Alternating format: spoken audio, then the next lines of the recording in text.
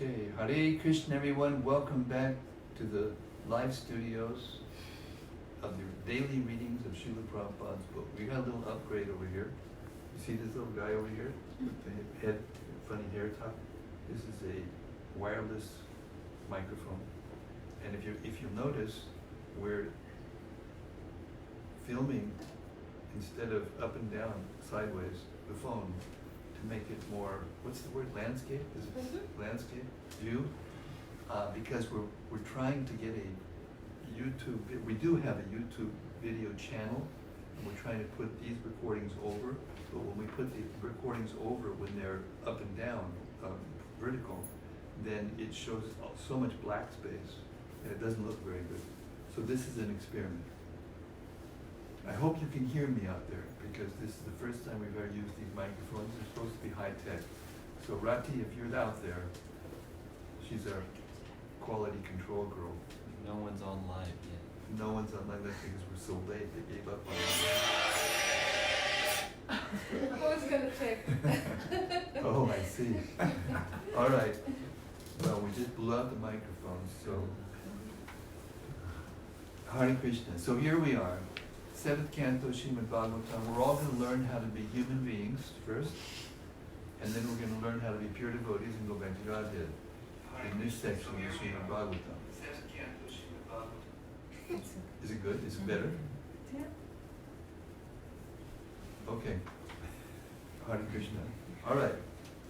Let us test out these new microphones with this Srimad-Bhagavatam Mahima Stotram, the prayer to the Bhagavatam by Srila Sanatana Goswami. And it goes like this. Sarva Shastra Vidiyusha Sarva Vedaika Satpava Sarva Siddhanta Ragnanya Sarva Lokaika Drikprada. O nectar from the ocean of all scriptures, singular fruit of all the Vedas, rich mine of the precious gems of all conclusive truths, you are the only giver of sight to all the worlds. Sarva Bhagavata Prana, Srimad Bhagavata Prabho, Kalipanta Ditaditya, Shri Krishna Parivartita. O life air of all the Supreme Lord's devotees, O Master Srimad Bhagavatam, you are the sun risen in the darkness of Kali. You are the exact image of Shri Krishna. Paramananda Pataya, Prema Varshaksharayate, Sarvada Sarvasevyaya, Shri Krishnaya Namostume. I bow down to you, who are supremely blissful to read. Your every syllable pours on a flood of prema. You can always be served by everyone. You are Shri Krishna himself. Madhika Bando Matsangin, Madgaro Manmahadana, Madnistaraka Madbhagya, Madhananda Namostute. My only friend, my constant companion, my spiritual master, my great wealth, my savior, my good fortune, my source of ecstasy, I bow down to you.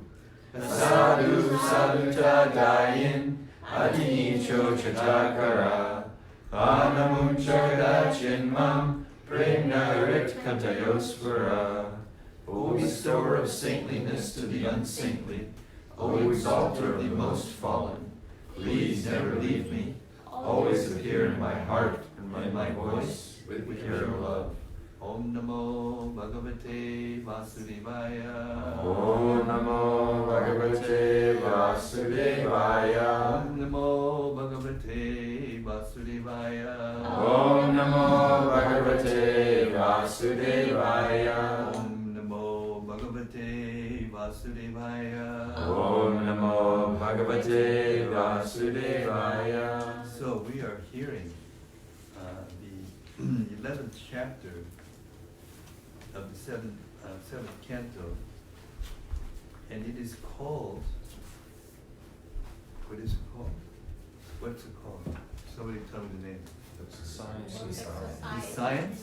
Perfect society. For classics. For social class. Okay, I couldn't hear what it was saying at once. You say it. The perfect society for social class. The perfect society for social classes. And it began by explaining what it means to be a human being, what qualities that you need to have in order to be categorized as a human being.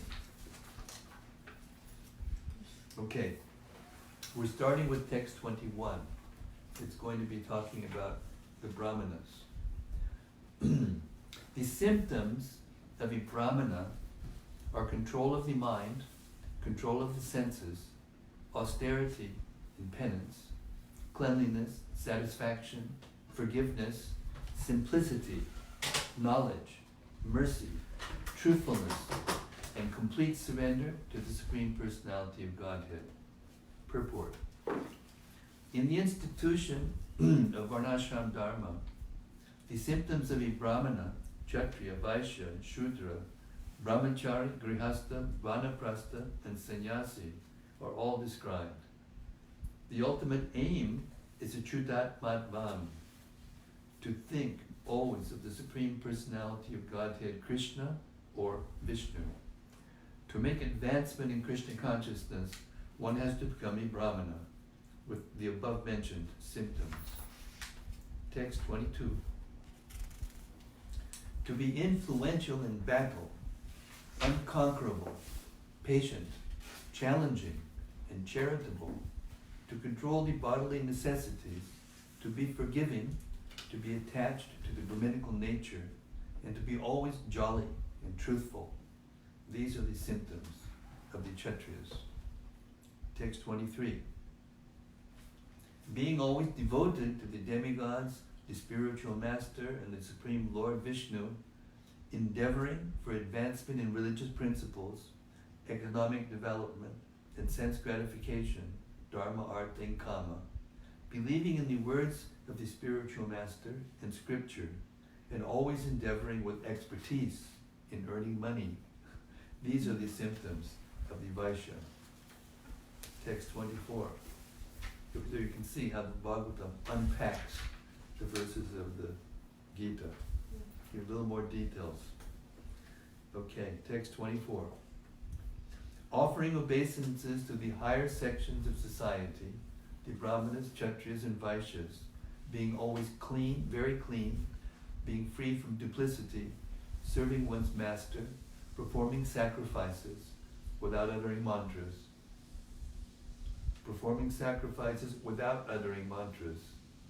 not stealing, always speaking the truth, and giving all protection to the cows and brahmanas. These are the symptoms of the Shudra. Purport.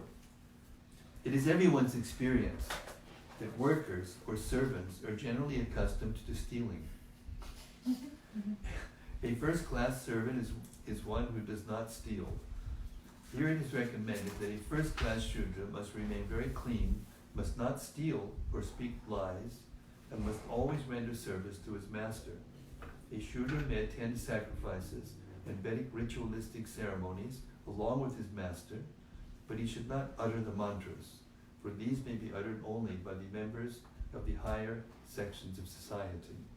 Unless one is completely pure and has been raised to the standard of a Brahmana, Kshatriya, or Vaishya, in other words, unless one is Dvija, twice born, the chanting of mantras will not be fruitful. So I should add a little comment here. This doesn't mean the Hare Krishna mantra. This means the Vedic ritualistic mantras given in the Shrutis.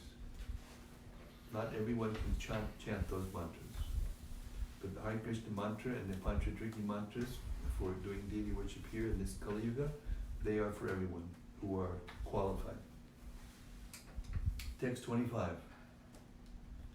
To render service to the husband, to be always favorably disposed toward the husband, to be equally well disposed toward the husband's relatives and friends, and to follow the vows of the husband.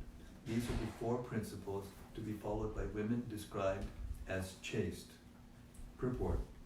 It is very important for peaceful household life that a woman follow the vow of her husband.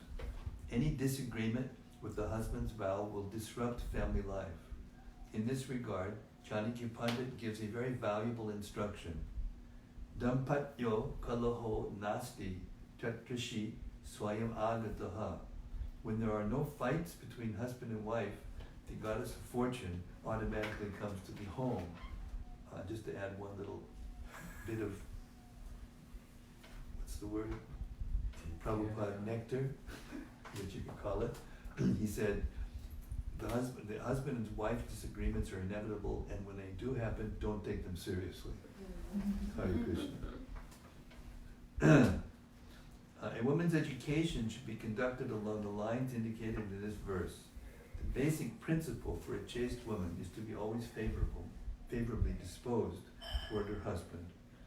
In Bhagavad Gita 140, it is said, Spishu dushtasu varshnyaya jayate varnasankaraha. If the women are polluted, there will be varnasankara population. In modern terms, the varnasankara are the hippies, who do not follow any regulative injunctions. Another explanation is that when the population is varnasankara, no one can know who is on what platform. The varnashram system scientifically divides society into 4 varnas and ashrams. But in varnasankara society, there are no such distinctions, and no one can know who is who. In such a society, no one can distinguish between a brahmana, a kshatriya, a vaishya, and a shudra.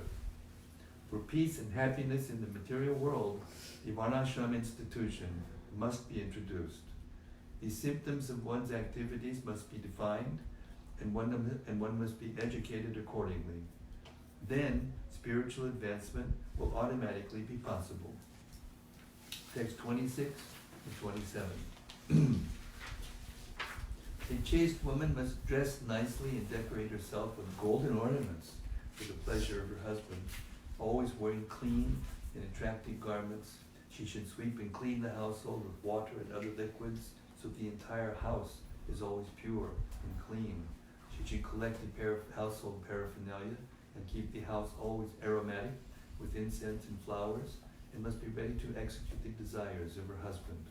Being modest and truthful, controlling her senses, and speaking in sweet words, a chaste woman should engage in the service of her husband with love, according to time and circumstances. Text 28. A chaste woman should not be greedy, but satisfied in all circumstances. She must be very expert in handling household affairs, and should be fully conversant with religious principles. She should speak pleasingly and truthfully, and should be very careful and always clean and pure. Thus, a chaste woman should engage with affection in the service of a husband who is not fallen. Purport. According to the injunction of Yajnavalkya, an authority on religious principles, Ashure sampratikshohi mahapatakadushkitaha. One is considered contaminated by the reactions of great sinful activities when one has not been purified according to the methods of the Dasha Vida Sanskara. In Bhagavad Gita, however, the Lord says, Namam dushkritino mudha prapadyante naradamaha. Those miscreants who do not surrender unto me are the lowest of mankind. The word naradama means non-devotee. Sri Chaitanya Mahaprabhu also said, Ye bhaji se bada abhaktahina chada. Ye bhaji se bada abhaktahina chada. Anyone who is a devotee is sinless. One who is not a devotee, however, is the most fallen and condemned. It is recommended, therefore, that a chaste wife not associate with a fallen husband. A fallen husband is one who is addicted to the 4 principles of sinful activity, namely illicit sex, meat eating, gambling, and intoxication. Specifically, if one is not a soul surrendered to the Supreme Personality of Godhead, he is understood to be contaminated. Thus, a chaste woman is advised not to agree to serve such a husband. It is not that a chaste woman should be like a slave while her husband is Naradama, the lowest of men. Although the duties of a woman are different from those of a man, a chaste woman is not meant to serve a fallen husband. If her husband is fallen, it is recommended that she give up his association. Giving up the association of her husband does not mean, however, that a woman should marry again and thus indulge in prostitution. If a chaste woman unfortunately marries a husband who has fallen, she should live separately from him. Similarly, a husband can separate himself from a woman who is not chaste, according to the description of the Shastra. The conclusion is that a woman should be a pure Vaishnava and that a woman should be a chaste wife with all the symptoms described in this regard. Then both of them will be happy and make spiritual progress in Krishna consciousness. Text 29. The woman who engages in the service of her husband, following strictly in the footsteps of the goddess of fortune, surely returns home back to Godhead with her husband, with her devotee husband, and lives very happily in the Vaikuntha planets. Purport. The faithfulness of the goddess of fortune is the ideal for a chaste woman. The Brahma Samhita 529 says, Lakshmi Sahasra Shatasam Brahma Sevyamanam. In the Vaikuntha planets, Lord Vishnu is worshipped by many, many thousands of goddesses of fortune. And in Goloka Vrindavan, Lord Krishna is worshipped by many, many thousands of gopis, all of whom are goddesses of fortune. A woman should serve her husband as faithfully as the goddess of fortune. A man should be an ideal servant of the Lord, and a woman should be an ideal wife like the goddess of fortune. Then both husband and wife will be so faithful and strong that by acting together they will return home back to Godhead without a doubt. In this regard, Srila Madhvacharya gives this opinion. Harir asmin stita iti strina bhartari bhavana shishyanam sagurau nityam shudranam ramanadishu prityanam swamini tata haribhava udiritaha. The woman should think of her husband as the Supreme Lord.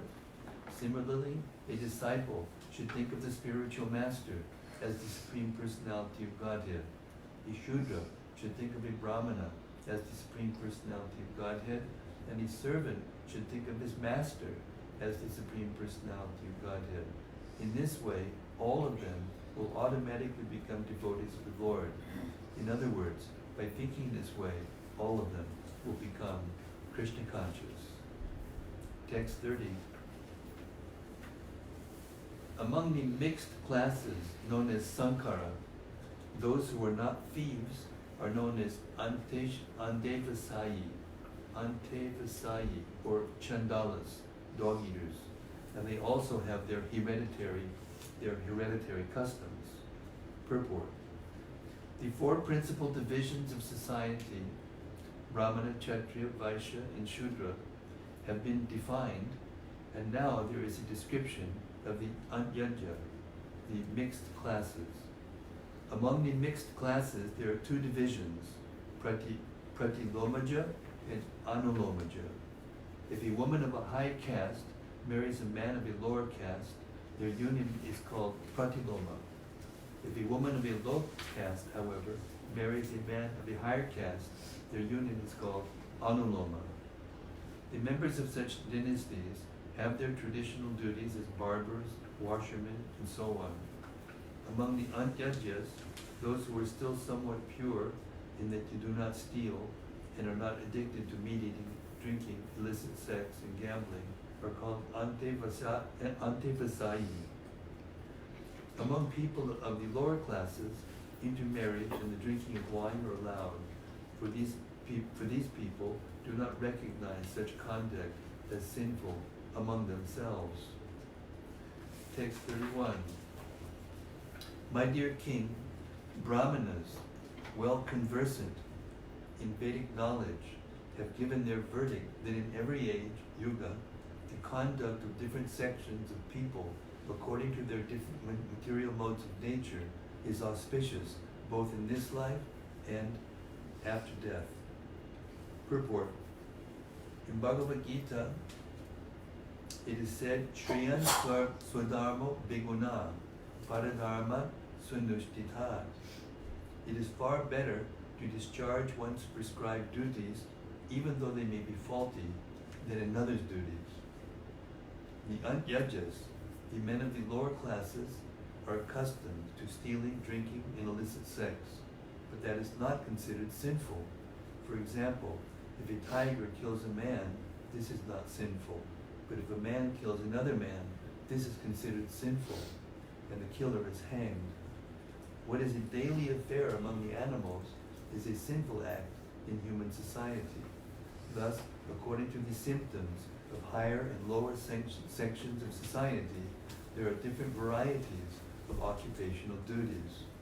According to the experts in Vedic knowledge, these duties are prescribed in terms of the age concerned.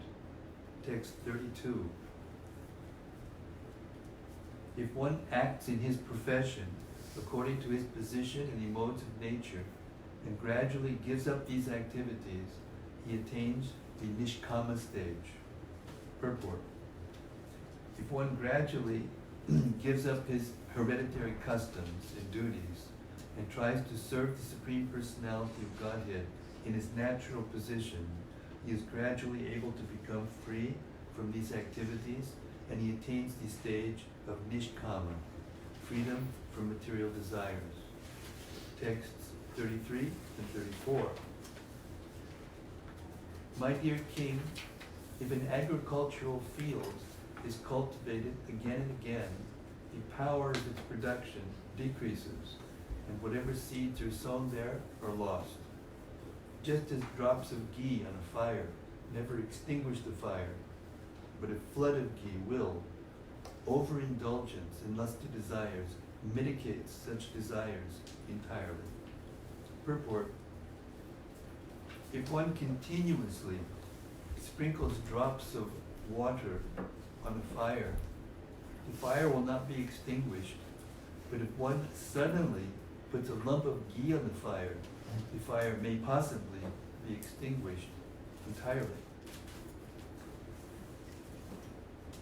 Similarly, those who are too sinful and have thus been born in the lower classes are allowed to enjoy sinful activities fully, for there is a chance that these activities will become detestful to them, and they will get the opportunity to be purified.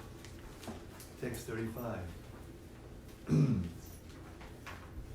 If one shows the symptoms of being a Brahmana, Kshatriya, Vaishya, or Shudra, as described above, even if he has appeared in a different class, he should be accepted according to those symptoms of classification. Purport. Herein it is clearly stated by Narada Muni that one should not be accepted as a Brahmana, Kshatriya, Vaishya, or Shudra according to birth. Although this is going on now, it is not accepted by the Shastras. As stated in Bhagavad Gita 4.13, Chaturvarnya maya shishtam guna karma vivadasha. Thus the four divisions of society, Brahmana, Kshatriya, Vaishya, and Shudra, are to be ascertained according to qualities and activities. If one was born in a Brahmana family and has acquired the Brahminical qualifications, he is to be accepted as a Brahmana. Otherwise, he should be considered a Brahmabandhu. Similarly, if a Shudra acquires the qualities of a Brahmana, although he was born in a Shudra family, he is not a Shudra. Because he has developed the qualities of a Brahmana, he should be accepted as a Brahmana. The Krishna consciousness movement is meant to develop these Brahminical qualities. Regardless of the community in which one was born, if one develops the qualities of a Brahmana, he should be accepted as a Brahmana, and he then may be offered the order of sannyas. Unless one is qualified in terms of the Brahminical symptoms, one cannot take sannyas. In designating a person a Brahmana, Kshatriya, Vaishya, or Shudra, birth is not the essential symptom. This understanding is very important. Herein, Narada Muni distinctly says that one may be accepted according to the caste of his birth, if he has the corresponding qualifications, but otherwise he should not. One who has attained the qualifications of a Brahmana, regardless of where he was born, should be accepted as a Brahmana. Similarly, if one has developed the qualities of a Shudra or a Chandala, regardless of where he was born, he should be accepted in terms of those symptoms. Thus then the Bhaktivedanta purports of the 7th canto, 11th chapter of Srimad-Bhagavatam, entitled The Perfect Society for Social Classes.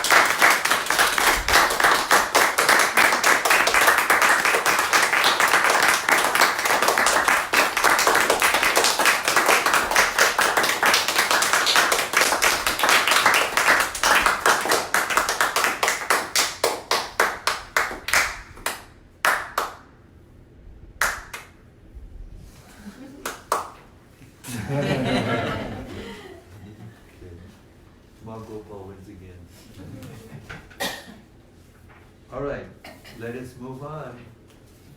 The Perfect Society, Chapter 12, The Perfect Society for Spiritual Classes. You were having me move this up. Does that mean you were getting... Yeah, I've had some comments saying that the volume is low and they have it on max volume. But now, like, since they've turned it all the way up, it's better. But nobody's commented since you've put it up. Maybe you take this fuzzy guy off and it may help. Maybe it's covering this up. Should we try? Experiment. Ready, go. Hello. Hello. Okay, chapter 12, The Perfect Society for Spiritual Classes. Do they have a volume on this? I don't believe so.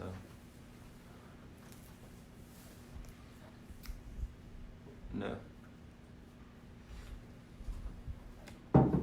Okay, here we go. The Perfect Society for Spiritual Classes. This chapter particularly describes the brahmachari and the person in the vanaprastha stage, and it also gives a general description of the 4 ashramas: brahmacharya, grihastha, vanaprastha, and sannyas.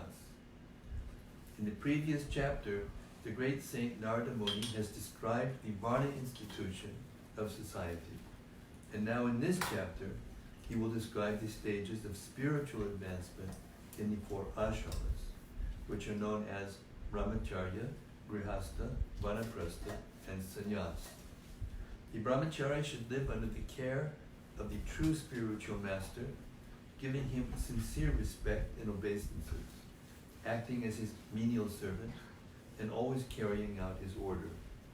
The brahmachari should engage himself in spiritual activities and study the Vedic literature under the direction of the spiritual master.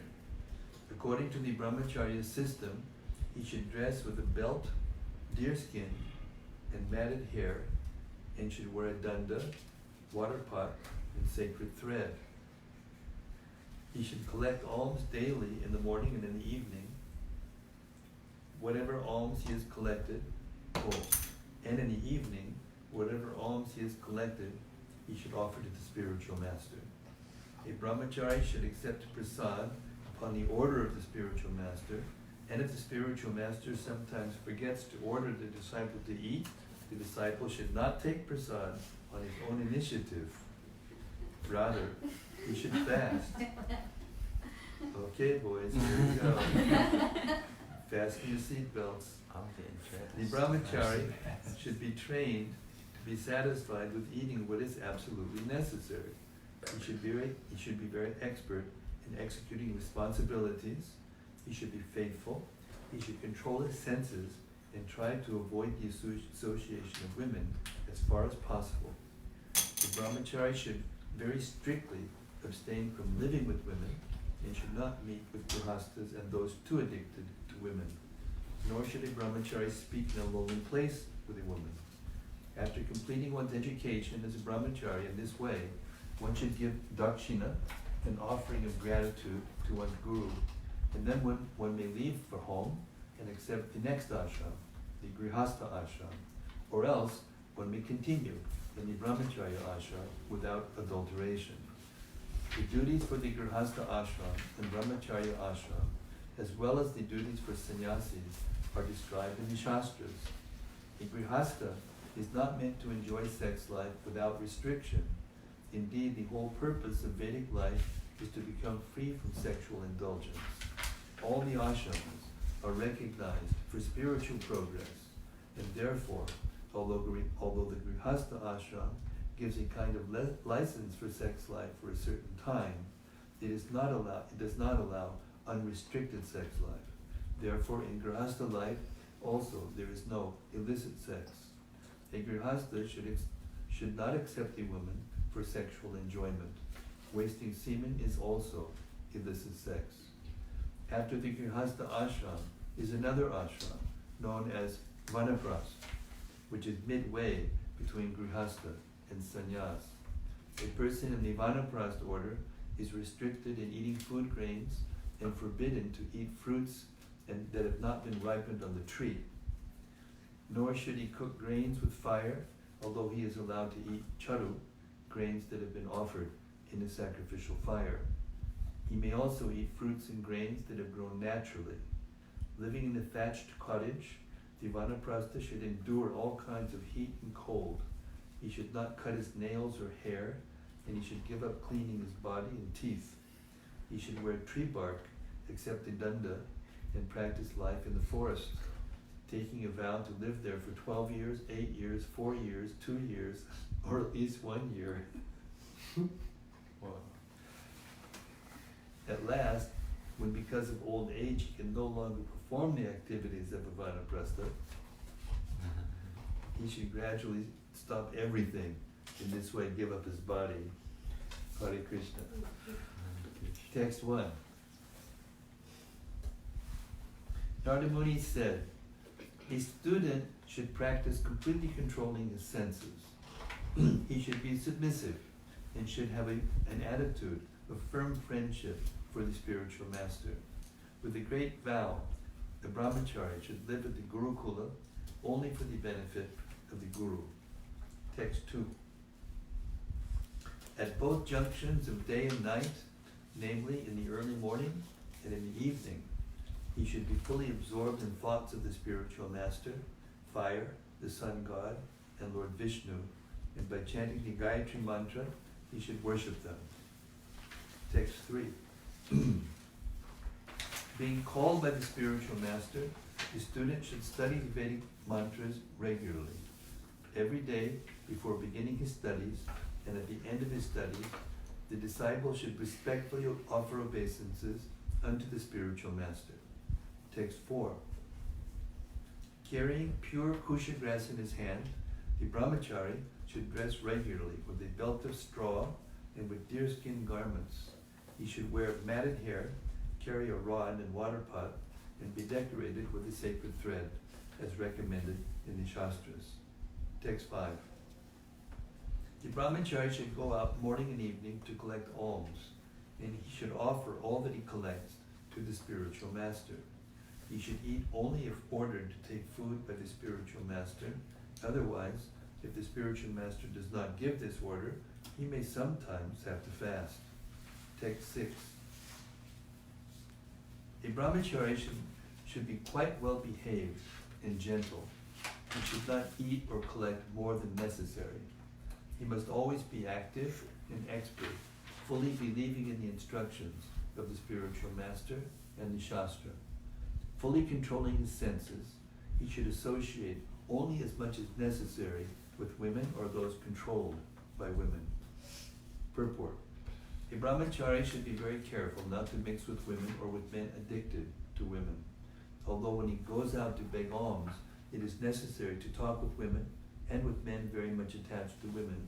This association should be very short, and he should talk with them only about begging alms and not more.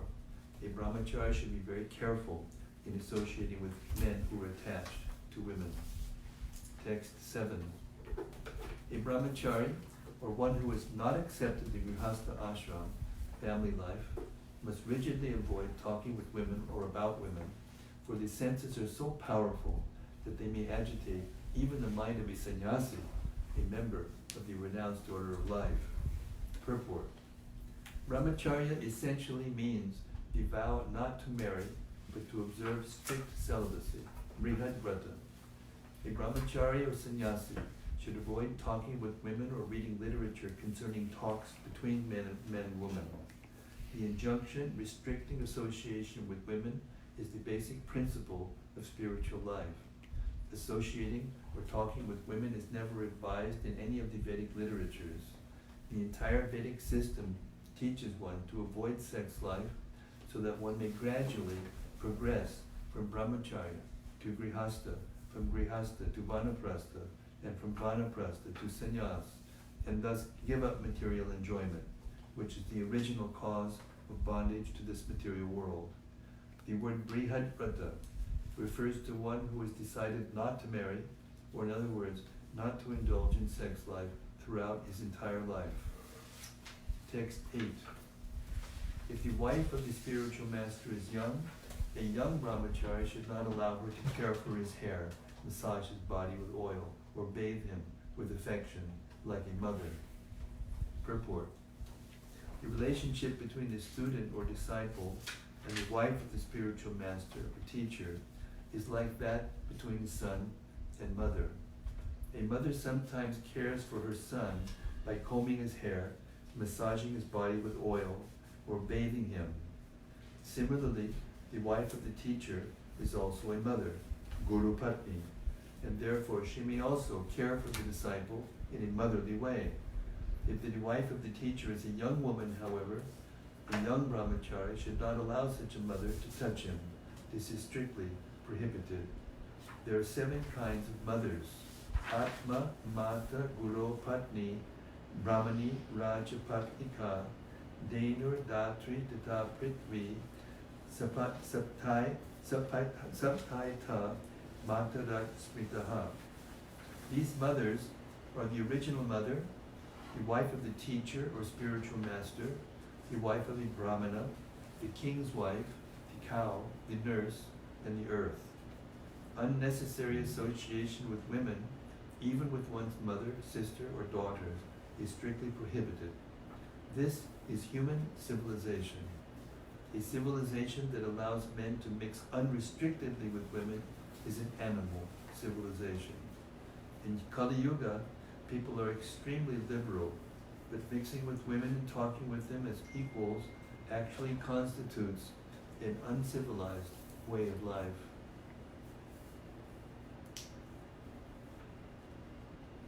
Excuse me, I had to shut up the thing. Text 9. Woman is compared to fire, and a man is compared to a butter pot.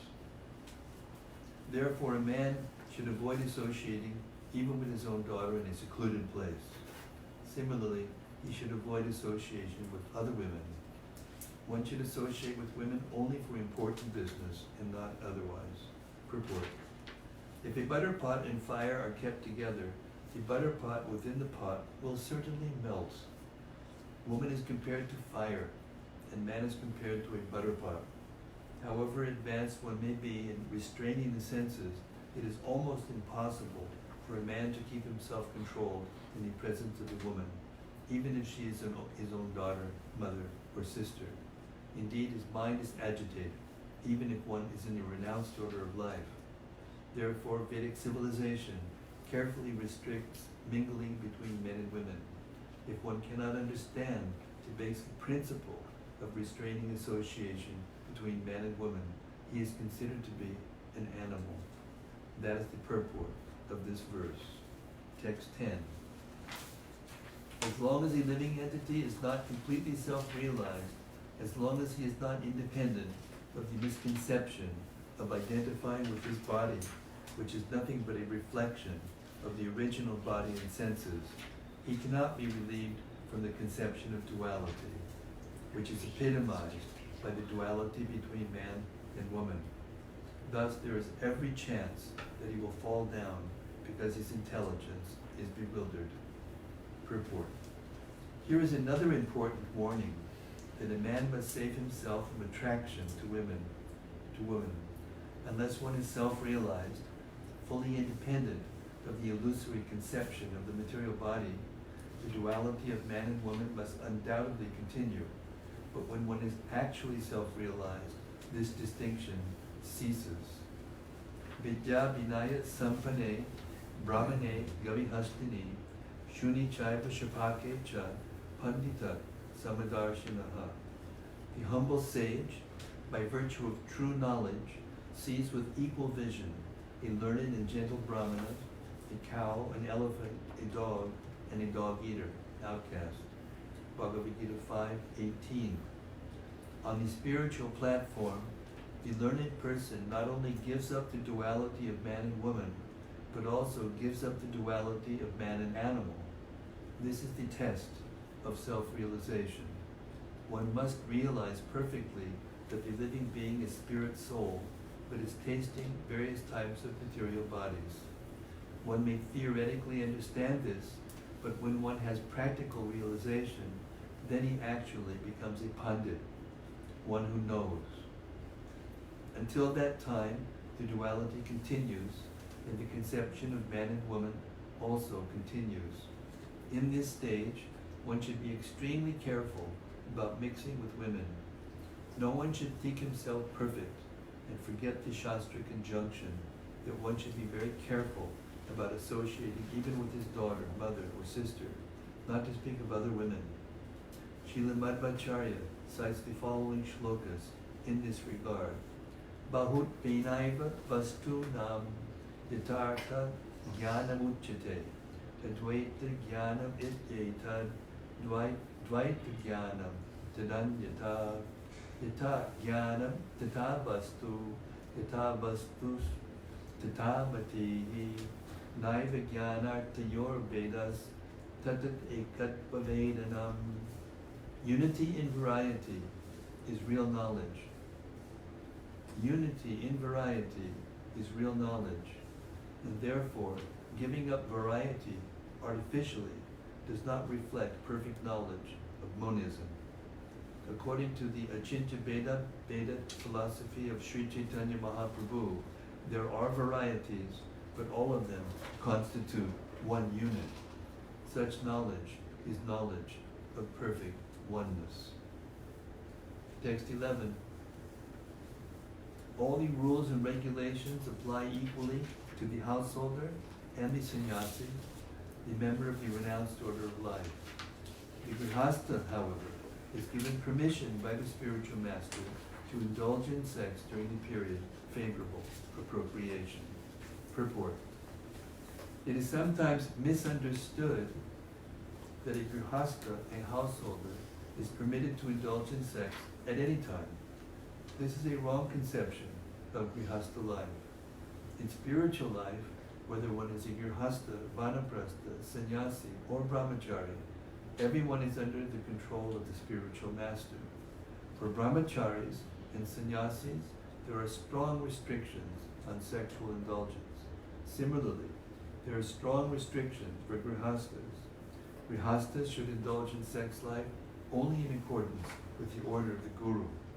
Therefore, it is mentioned here that one must follow the orders of the spiritual master. Guru vritir vikalpina. When the spiritual master orders, the grihastha may accept sex life. This is confirmed in Bhagavad Gita 7:11. Dharma viruddha bhuteshu kamosmi. Indulgence in sex life without disobedience to the religious rules and regulations constitutes a religious principle. The grihastha is allowed to indulge in sex life during the period favorable for procreation and in accordance with the spiritual master's order. If the spiritual master's orders allow a grihastha to engage in sex life at a particular time, then the grihastha may do so. Otherwise, if the spiritual master orders against it, the grihastha should abstain. The grihastha must obtain permission from the spiritual master to observe the ritualistic ceremony of garbhadana sanskara. Then he may approach his wife to beget children, otherwise not. A Brahmana generally remains a brahmachari throughout his entire life. But although some Brahmanas become grihastas and indulge in sex life, they do so under the complete control of the spiritual master. The Kshatriya is allowed to marry more than one wife, but this also must be in accordance with the instructions of the spiritual master. It is not that because one is a grihasta, he may marry as many times as he likes and indulge in sex life as he likes. This is not spiritual life. In spiritual life, one must conduct one's whole life under the guidance of the Guru. Only one who executes his spiritual life under the direction of the spiritual master can achieve the mercy of Krishna. Yasya prasada bhagavat prasada. If one desires to advance in spiritual life, but he acts whimsically, not following the orders of the spiritual master, he has no shelter. Yasya prasada nagati katopi. Without the spiritual master's order, even the grihasta should not indulge in sex life. And we will stop there. We were a little late in starting, so we're a little late in ending. Hare Krishna. And now we have our new mic open mic without the, oh look, Tamal has got his hand up already.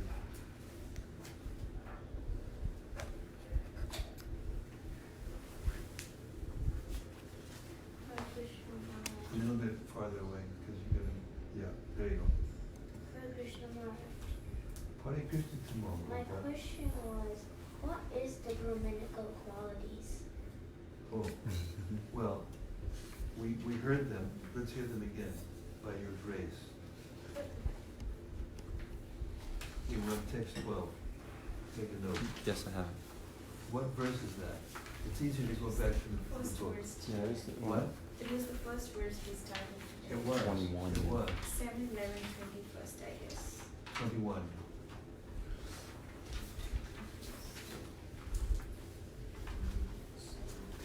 This is the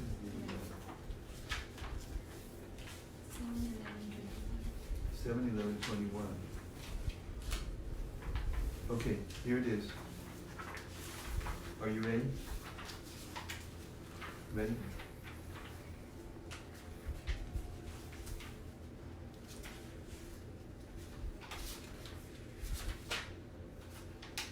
Got it? Okay. We're going to read the Sanskrit.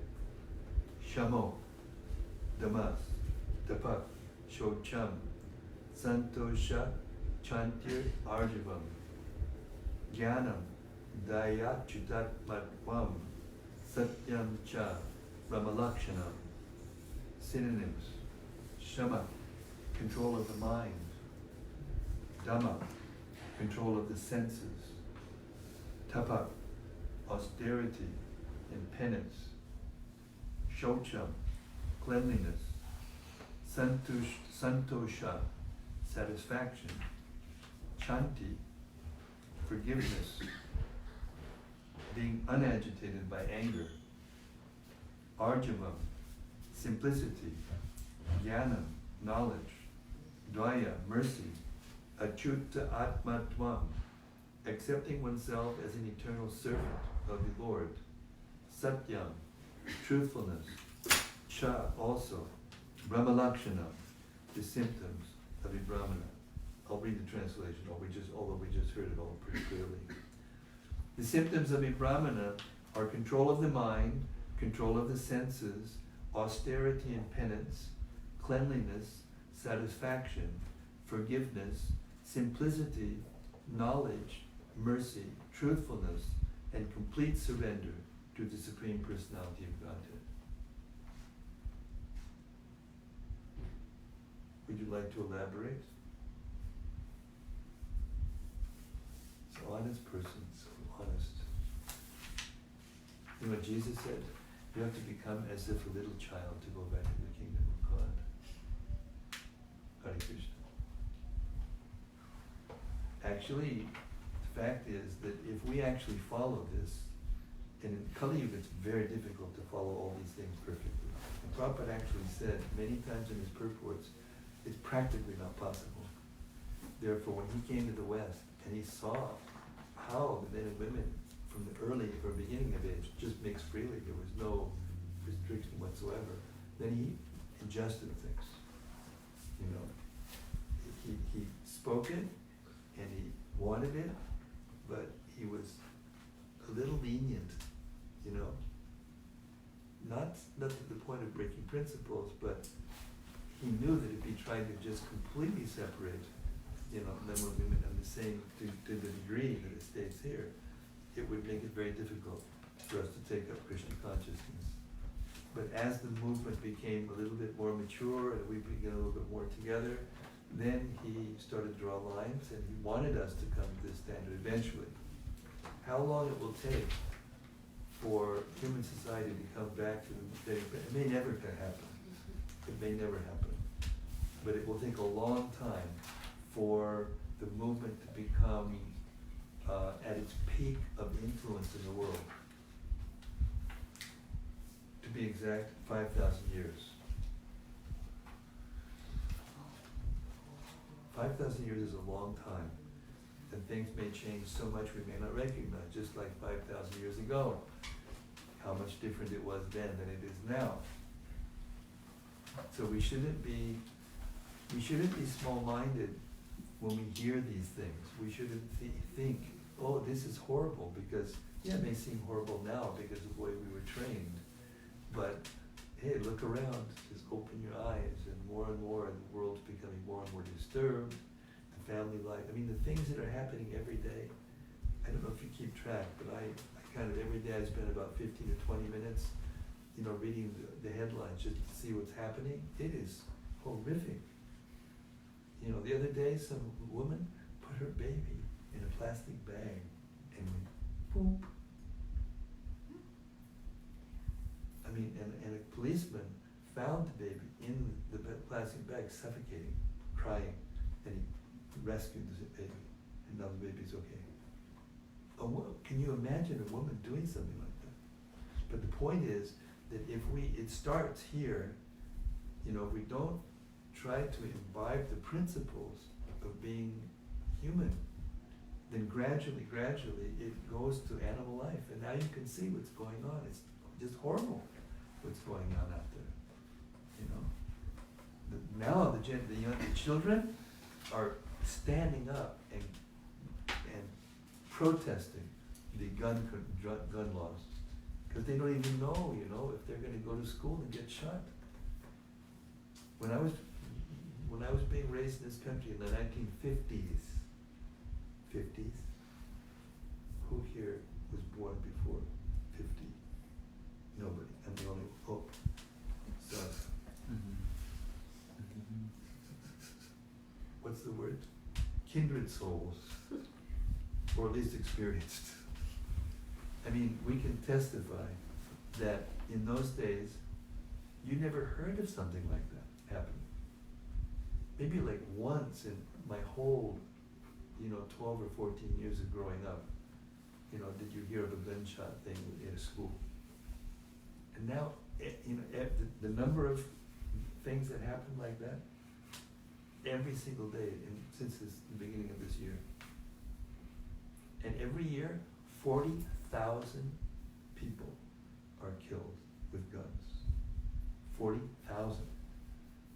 And there's such a big hullabaloo when an American is killed in, you know, this country or that country at war. You know, it's a big deal, but 40,000. It's a huge number.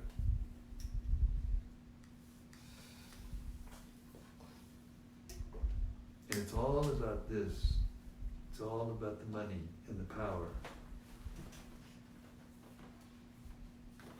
Anyway, I think, as the Krishna consciousness movement spreads, these books, we've distributed 500 million pieces of literature since Prabhupada started distributing them. That's a lot. I mean, not relative to other things, but for literature this deep, it's a lot, 500 million. And they're out there. And lots of people have read them we don't even know about.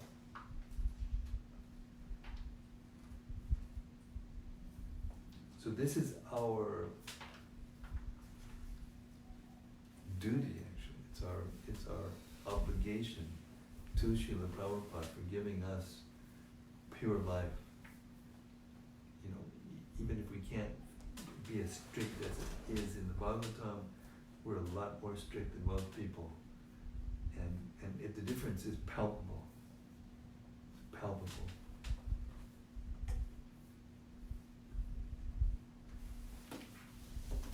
Okay, I'll shut up now. I'm sorry. I'm hogging the show here. We have more? Did you get that? Clear. Qualities of Brahmana.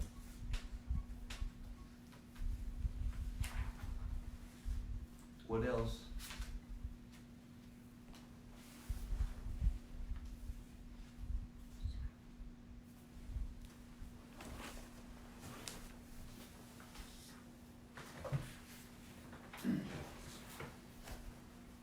Oh, look, I got a note from Kelly. Do you remember Kelly? Yeah. Hare Krishna, I apologize for the late reply. I sent a message to her. It's been a hectic day. Smile. Thank you for reaching out. I enjoy every reading, and I would still love to talk to you about what I wanted to discuss. I have a flat tire, so I won't be able to drive just yet. But as soon as I am able to, I will be back at the readings. I was also invited to the farm, and I haven't been able to go, and it saddens me because I genuinely love going to the temple, so I'm sure I'd love the farm as well. They're out there. They're out there. Oh, Sarva, you're holding one of these new gizmos. Yeah, it's very fancy. So you can put shaving cream on your face.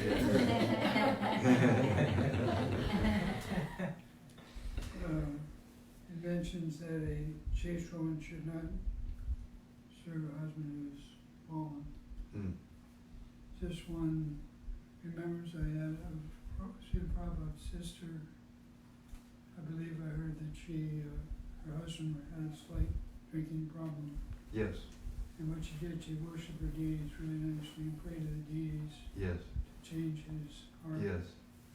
And then he improved. Yes. So she didn't just immediately give up on him, but she helped him up in that way. Well, again, this is the same principle as we were talking about before, and that is that in the Kali Yuga, things are so degraded that if we can just, as best we can, follow these principles and chant Hare Krishna sincerely, without offense, or try to chant without offense, then gradually we'll be purified enough to be able to hear this and want to follow strictly. Without that desire, it's impossible.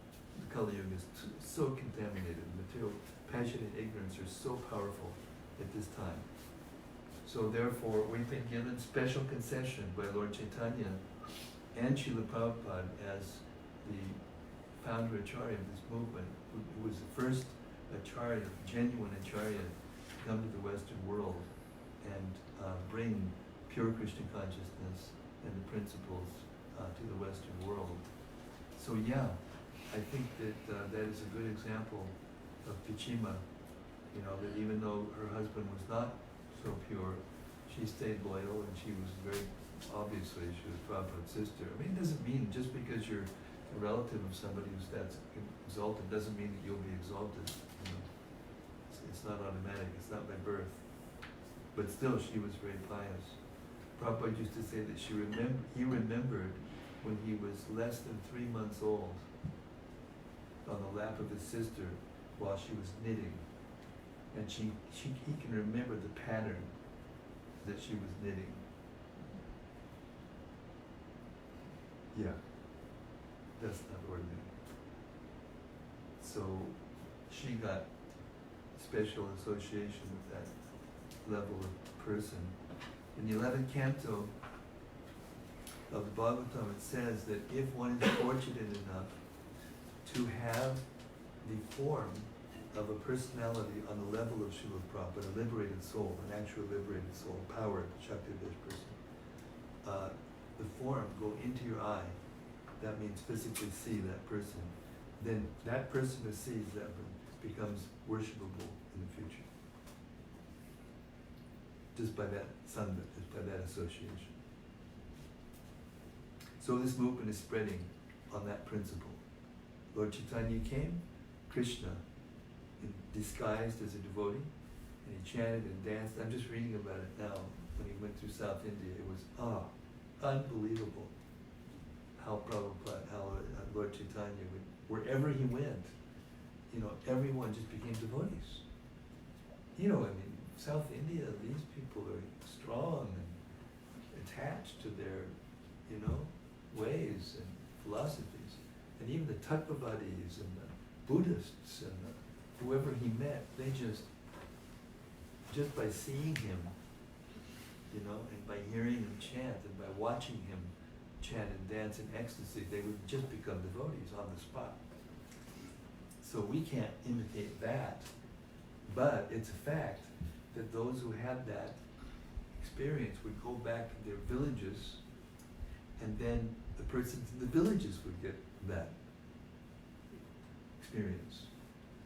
So we're just 11 people, Prabhupada was 11 personalities removed from Lord Chaitanya's, from that sound and from that darshan. So therefore it's still powerful. Therefore when we do our big festivals and people come, or even in our temples and our kirtans, even now when we read like this and these new people come, look at Kelly, she comes in, and when she first came in I thought she didn't look like anything. And she's becoming moved. Like Jayla? Leela. Huh? Layla. Layla, not Jayla, Layla. So sweet. She heard and just immediately she started soft heart, and she could, We've got a question by Rati. Gizmo? No. No? She says, Dear Guru Maharaj, please accept my humble obeisances. Could you please give us the exact reference of where Srila Prabhupada wrote that the movement will rise to its height of influence after 5,000 years? It's not a direct statement. It is, Prabhupada said that the movement will rise and fall. Don't be like, it wasn't in the Bible, it's not exactly the words, then you can't quote it, or it isn't true. This is what Prabhupada said. The Krishna consciousness movement is destined to stay for 10,000 years. And it will rise and fall in that 10,000 years. So it will peak according to that, idea. It will peak, it will rise, and then it will fall. We don't know exactly, in time it'll happen, but it'll be about like that. Half it'll go up, and then half it'll go down.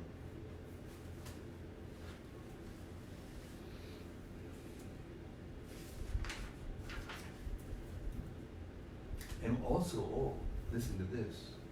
I was looking in the database to try to find the quote that the Prabhupada's books will be the law books for the next 10,000 years. Couldn't find it. So when I was editing Vaisheshika Prabhu's book, Our Family Business, so he really got into it to research this. So he was talking to all the persons who had heard talk to Prabhupada during about that time. He found out that Ramaswar was in a car with Srila Prabhupada, either coming from the airport or away from the airport in LA, when Prabhupada made that statement. It's called Loka Vichar. Sometimes things maybe not be exactly word for word in the scripture, but by Loka Vichar, it will pass down by sincere persons.